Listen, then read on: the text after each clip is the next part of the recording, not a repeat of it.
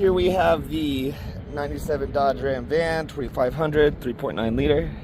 We are doing the motor mounts today. They're very hard rubber on it, cracking. Some of it is split. And like most of the rubber and everything on this vehicle, everything needs to be replaced. So we're gonna go ahead and get that started.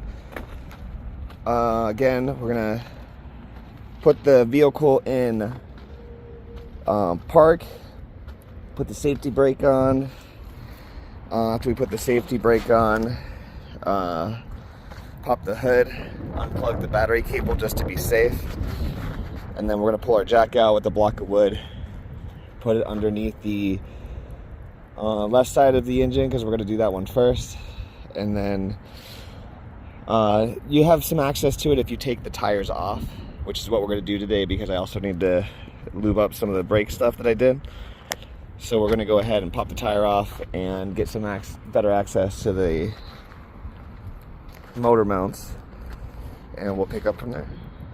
All right, so we have the tire off, and let's go ahead and get inside here. As you can see, we have our motor mount right here. You see like the little cracks and just the terrible condition this thing is in. So probably a good thing we're gonna get this settled really faster than or sooner than later. So let's go ahead, check it out. We have the bolt inside here that needs to come out. There's a bolt underneath here that comes out, and it looks like that's it as far as the bolts go. Once we take those two off, I think we should be able to put the jack underneath right here with the block of wood and kind of start jacking it up a little bit and get it to release. And yeah, so let's go ahead. I'm gonna get these two bolts loosened, and then we'll get the jack settled underneath and see what it looks like when we start jacking it up. All right, so we have the bolts removed on the engine mount. I've got it supported like that underneath. And basically what we're gonna do is loosen those bolts right there, 3 bolts. That will loosen this bracket here. When this bracket loosens, we should be able to at least angle this enough to where this slides out, because I don't think we can jack the engine up high enough to remove it, and I'm not trying to like make this thing super angled. So we're just gonna go ahead and remove this bracket and slide it all out together. So let's go ahead and get that done. All right, so we got those bolts off, but this bar is still in the way, keeping this thing out. So we're not gonna take this off. We're just gonna loosen this nut so we can, you know, move this around. And once we move this slightly out, this should drop right down with the motor mount. And then we're gonna attach the new motor mount to it, and then put it all together, and then tighten everything down. So let's go ahead and pull this piece off, and we'll pick back up when we have the motor mount ready to put on. All right, we are just right underneath in the front. As you can see, the motor mount was out.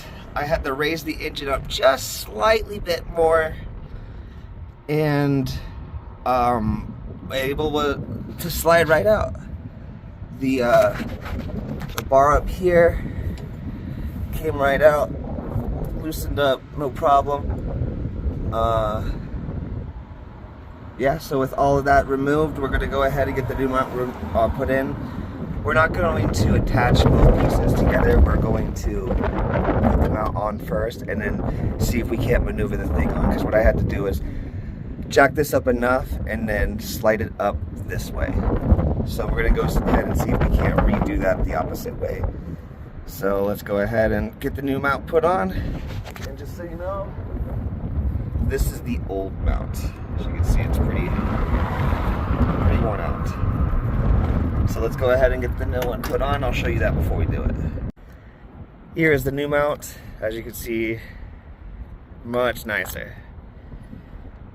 So let's go ahead and get these bolt protectors removed, and let's see how well we can slide this in. All right, so very easily it goes in, especially if you do it the same way where you start up here, lean this back just a little bit, and then it kind of just slides right past this little lip right there. Kind of not helps, but prevents you from getting it. So if you kind of angle it and slide it in right, you get it right in. And there's a bubble on one side of this, so you know which side it goes on.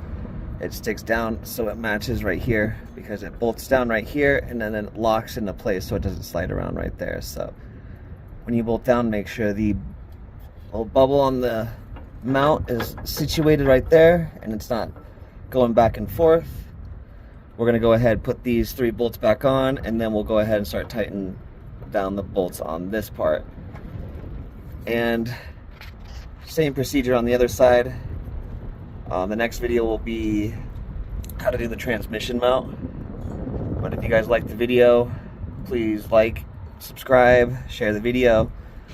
All the little things that I get with help from this help make me be able to start filming the actual process of things instead of explaining it and skipping it. So thank you guys, and see you in the next video.